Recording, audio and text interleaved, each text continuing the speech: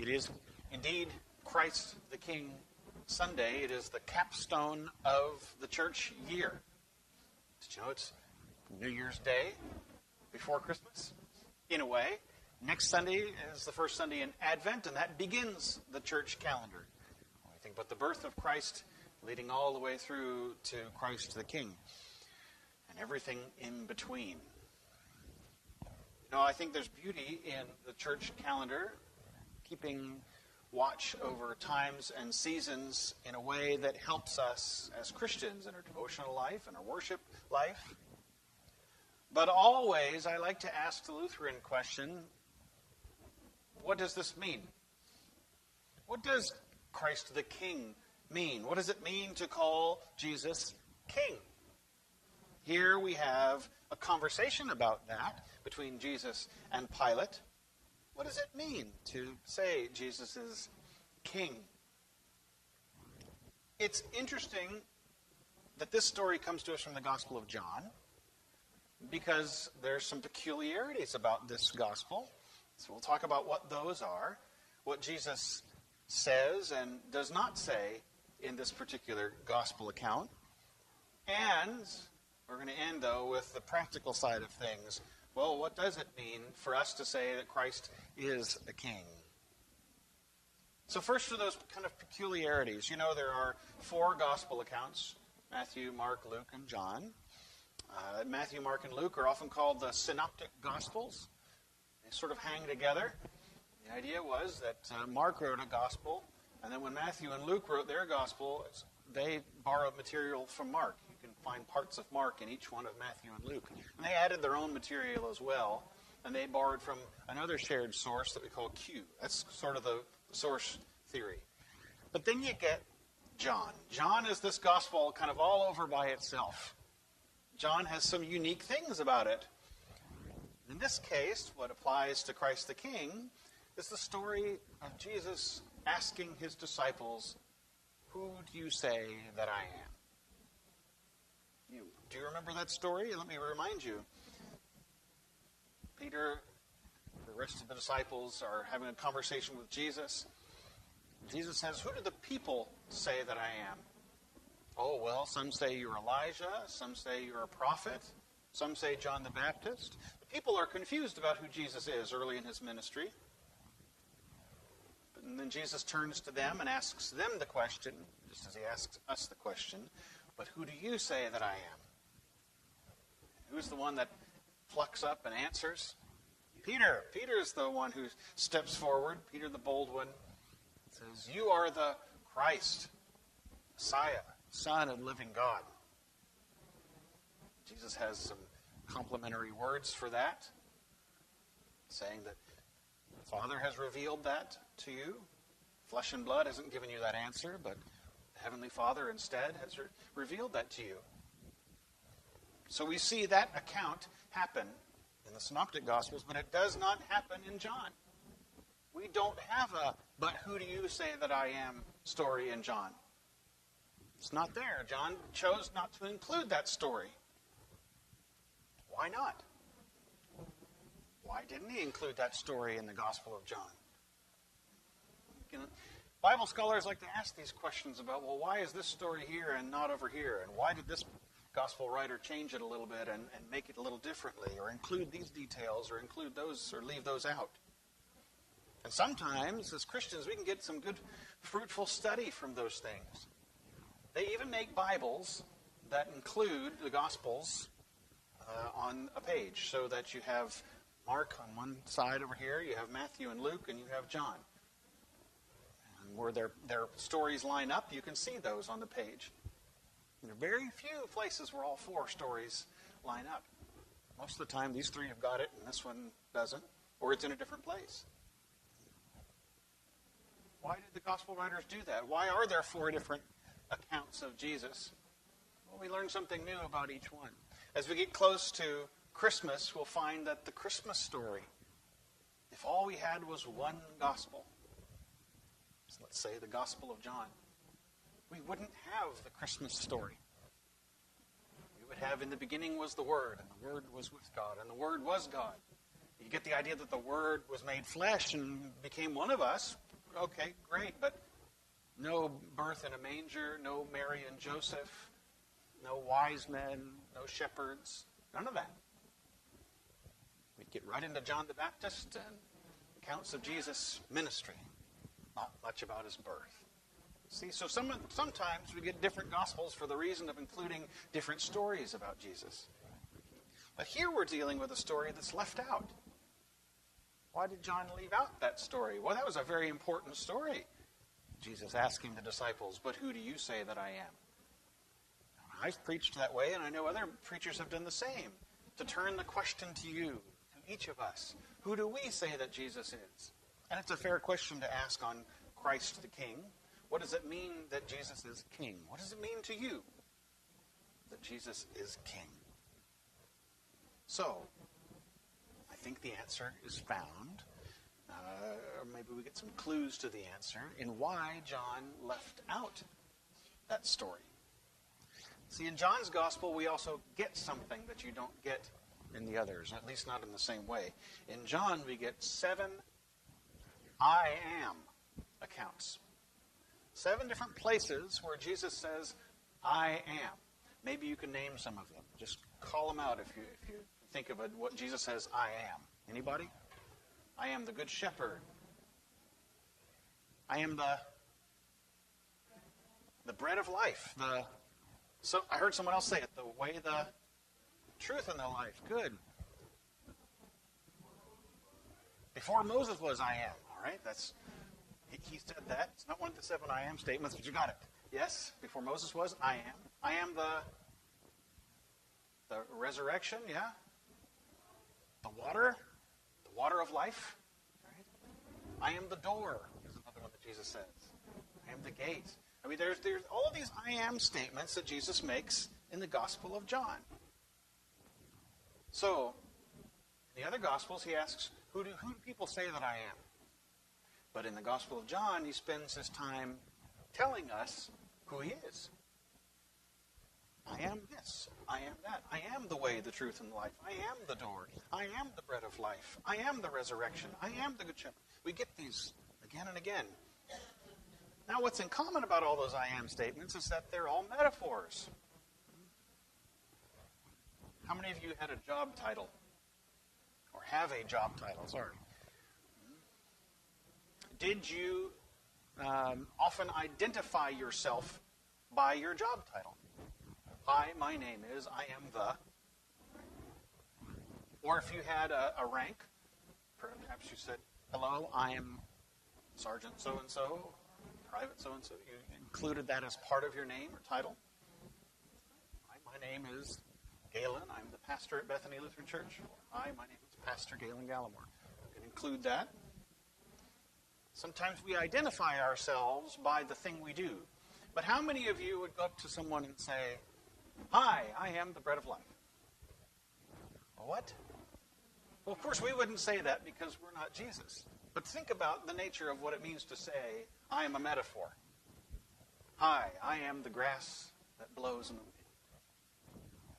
I think you've been on the grass that blows in the wind. I mean, hi, I am the rushing brook. You wouldn't say it that way. I can think of Native American names that sound that way, but that's their name, not who they are.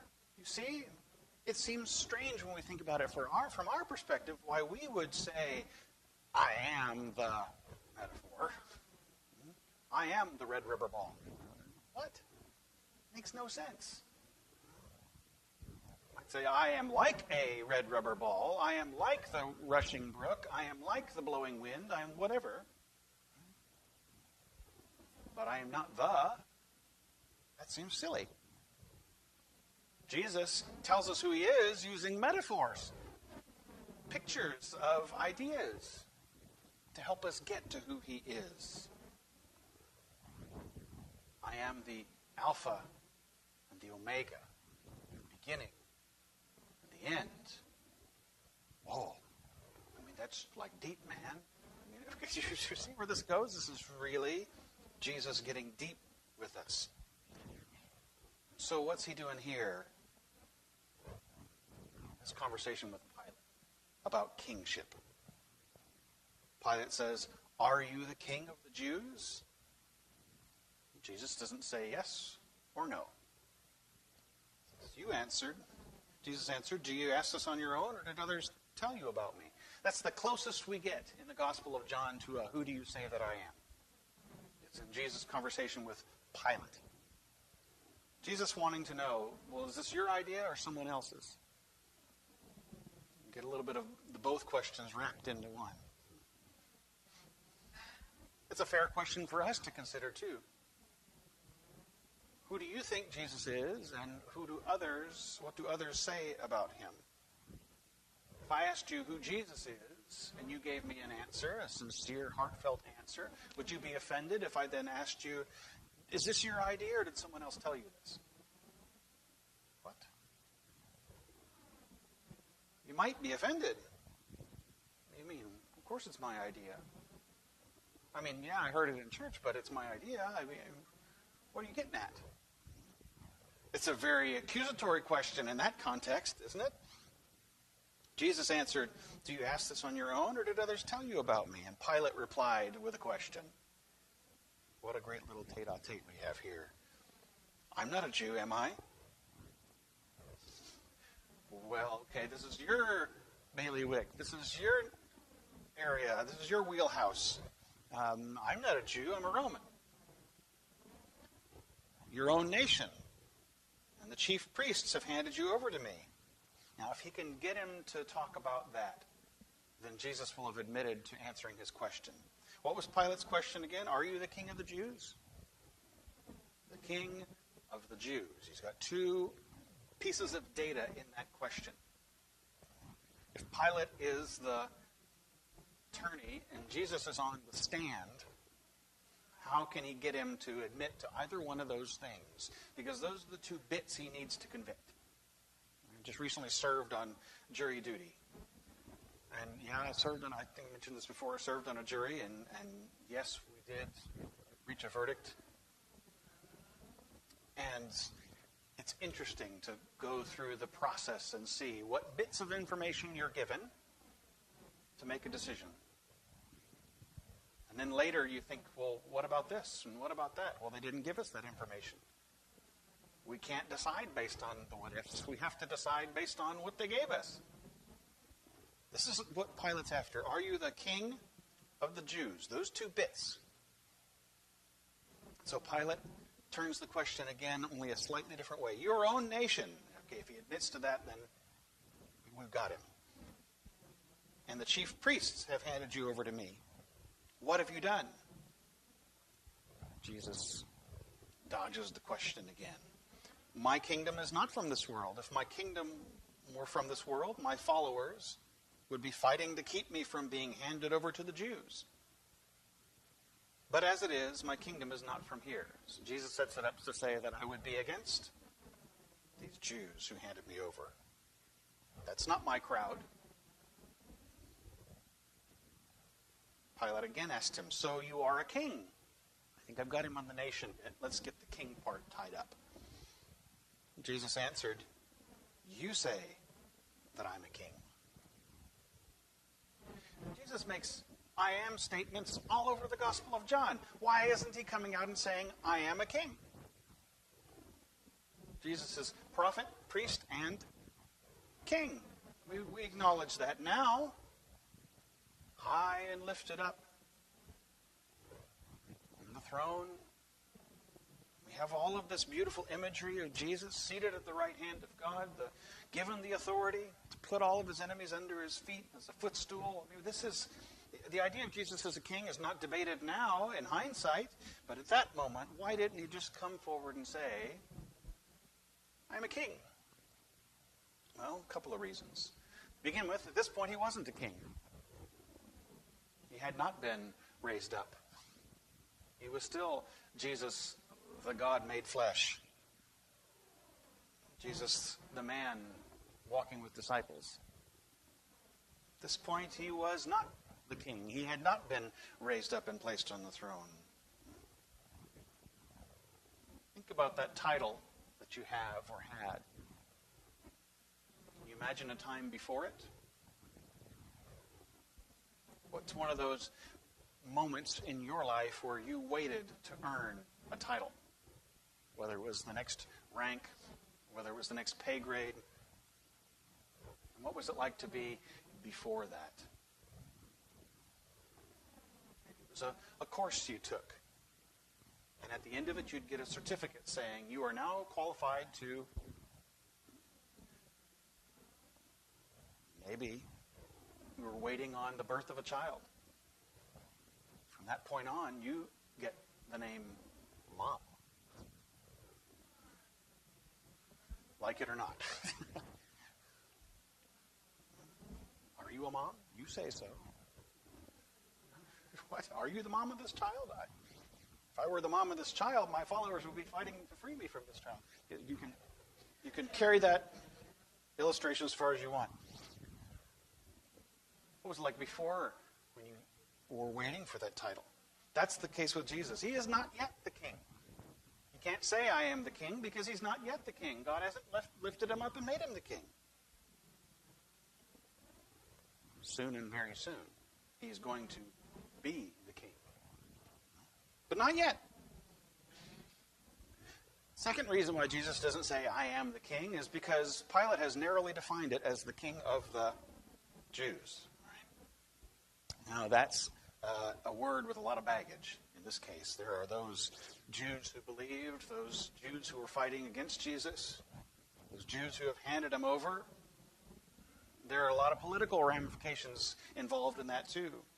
Pilate's a Roman, the Jewish priests are in their kind of court, and they have a very tenuous peace existing at that moment.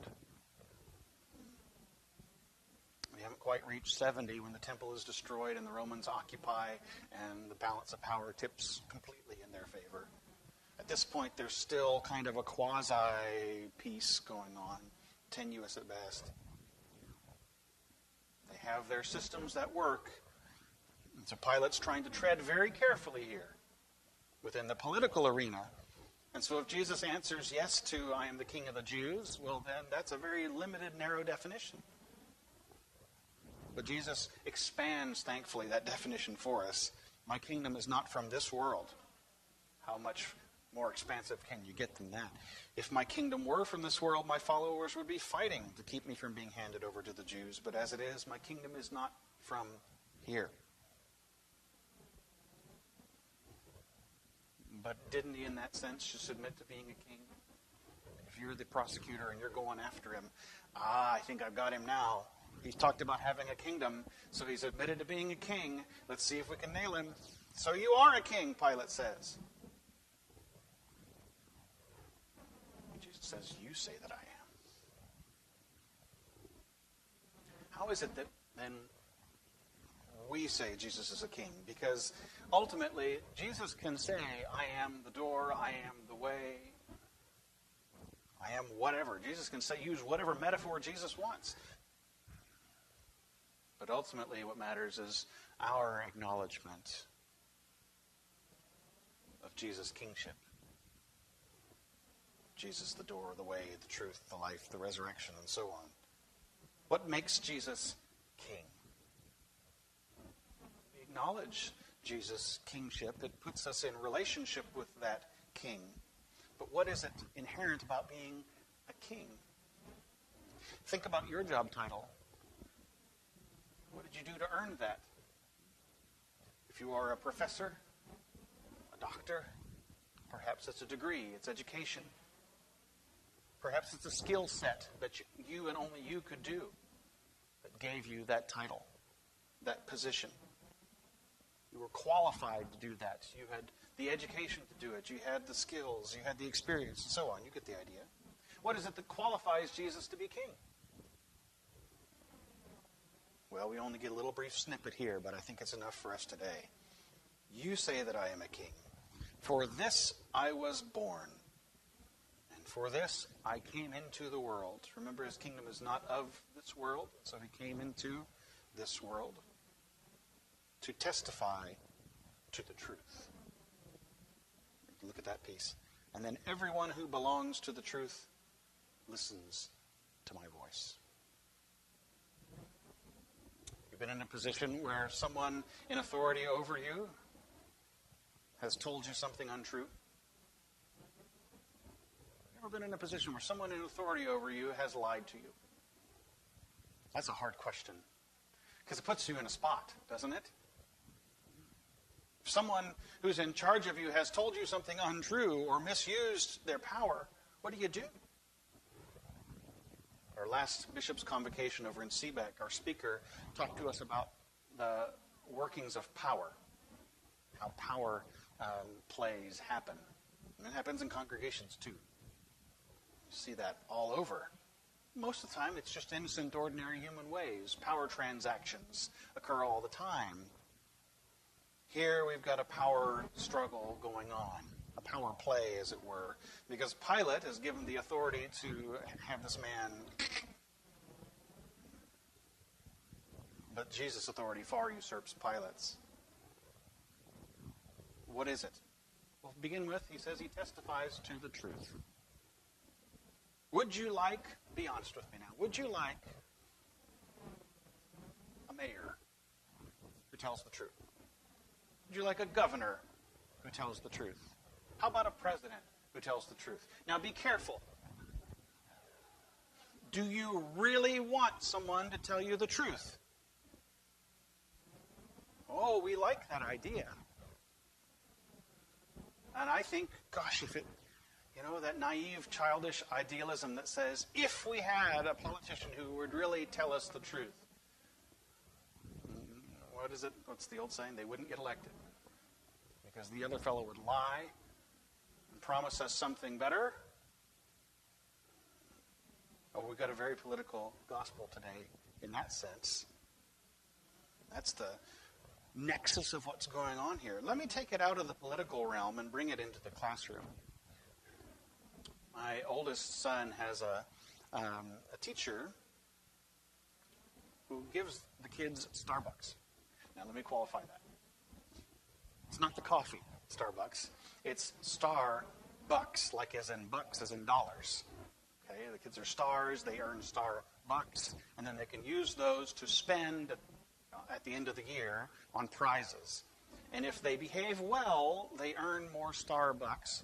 And if the class behaves badly, they lose Starbucks. It's kind of like the houses in Harry Potter. 10 points to Gryffindor. Right? They do a little better, they get more points. They do a little worse, they lose those points. And Andrew came home very angry one day because the teacher had docked them all 200 Starbucks or something. He used it as a teachable moment to say, you have a choice here. You can acknowledge that those Starbucks mean something. And if they mean something to you, well, then you can work harder and do more and perhaps earn more. Perhaps. Or you can acknowledge that they mean nothing, in which case they have no power over you. She can give you 1,000 Starbucks, or she can take them all away, and it doesn't matter. Because if you've decided that it doesn't matter, then it's a system you don't have to play by. But if you decide that they mean something to you, you better be ready for disappointment or great joy. Great joy if she decides to be benevolent and bestow them upon you, and great sadness if she decides to pull them all away, because really they're hers, they're not yours. Whose picture is on the dollar bill? Then it ain't yours. If somebody else's picture is on it, you just get to use it. It's your picture on there, fine. It's yours. What authority does Jesus have? It's the old Bill Cosby quote. I brought you into this world and I can take you out. For this I was born and for this I came into the world. Jesus has the power over life and death. Doesn't get much more authoritative than that. But is that why we acknowledge Jesus' kingship? Because at any moment he could send us to the gallows? Is it a fear? Are we afraid? Do we acknowledge Jesus' kingship because as king of the universe he has destroyed death and offers us the promise of eternal life? Do we acknowledge his kingship because he speaks the truth? Politicians may not, or they may. It'd be great if they did. Let's be honest. But we can't say for sure. In this age of relativism, only truth that we can point to as Christians, acknowledging Jesus' words as true. At least we have that anchor in the storm. Everyone who belongs to the truth listens to my voice. Do you listen to Jesus' voice? Do you believe in his truth? And you acknowledge him as King? And when Jesus says to you, you say that I am, you can say, you are my King, Jesus.